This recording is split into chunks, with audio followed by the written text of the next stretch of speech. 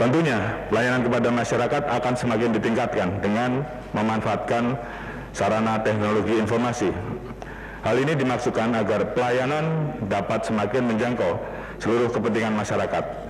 Kendala-kendala dalam interaksi akan lebih bisa segera diatasi untuk bisa semakin menjaga dan meningkatkan marwah Polri. Karena apapun yang terjadi, bahwa semakin sering terjadi interaksi, maka kemungkinan terjadinya penyalahgunaan wewenang itu akan terjadi. Dan oleh karena itu ke depan kami akan meningkatkan sistem sehingga hal-hal yang sifatnya memunculkan interaksi dan kemudian memunculkan penyalahgunaan wewenang ini ke depan akan kami perbaiki. Titik berangkat perencanaan kita juga dengan mempertimbangkan kondisi pandemi COVID-19 dan pengaruhnya terhadap stagnasi ekonomi masyarakat maupun konflik di wilayah yang memerlukan pendekatan khusus. Tentunya kita tidak bisa hanya mengedepankan penggelaran kekuatan, tetapi juga perlu dikedepankan pendekatan soft approach yang akan menjadi bagian utama dalam strategi pemolisian dengan penegakan hukum yang akan menjadi upaya terakhir sebagai ultimum remedium manakala proses-proses di awal tidak menemui penyelesaian.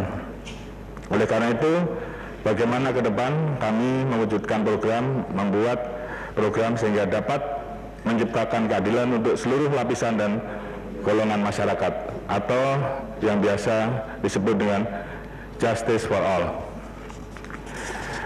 Anggota Dewan yang kami hormati, bagi Polri harapan masyarakat merupakan faktor utama dan penting untuk diwujudkan meskipun banyak hal yang harus dihadapi.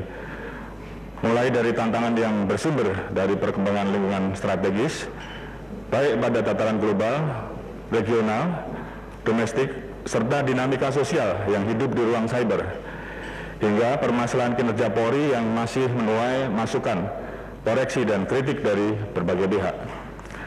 Kritik berupa persepsi dan isu yang berkembang dan menyoroti kinerja Polri tentunya harus menjadi perhatian serius, seperti pelayanan Polri yang dirasakan oleh sebagian masyarakat mungkin masih berbelit-belit, ucapan, sikap dan perilaku anggota yang kasar ataupun arogan yang dirasakan oleh masyarakat, adanya pungli di sektor-sektor pelayanan, kebiasaan suka-suka mencari kesalahan dan mengutamakan kekerasan dalam menyelesaikan suatu masalah, penanganan kasus yang terkesan tebang pilih, keberpihakan dalam proses penanganan tindak pidana, dan menampilkan perilaku yang menimbulkan kebencian di masyarakat. Meskipun masih ada pandangan negatif terhadap Polri, namun tentunya kami juga mendapatkan gambaran tingkat kepuasan publik terhadap institusi yang semakin menunjukkan arah optimis.